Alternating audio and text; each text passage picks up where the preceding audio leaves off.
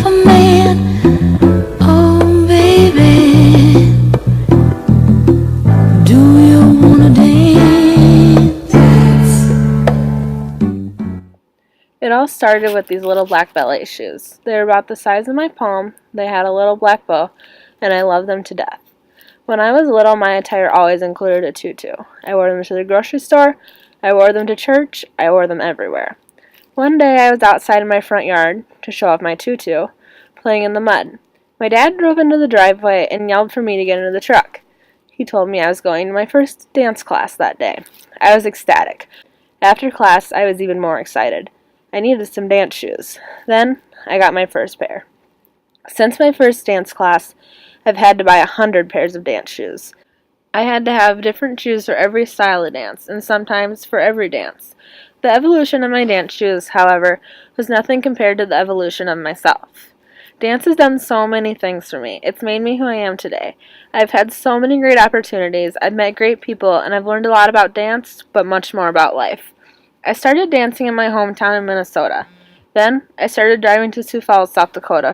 Going to a dance studio far from home a couple times a week taught me a few things. Patience was definitely a virtue that I needed to develop for the drive I made twice a day. I also learned how to be patient, even if I didn't want to be. Going to a studio far from home meant not knowing anybody. I was going several times a week to multiple classes, and all the classes were different. I would have ballet, tap, and jazz one day, and then point, hip-hop, and lyrical another. Being flexible was important from transitioning from one class to another. Some classes I liked more than others. Taking all of these classes was something I loved, but also seemed like a bit of a chore sometimes. It was exhausting. I had hours of dance each time I went.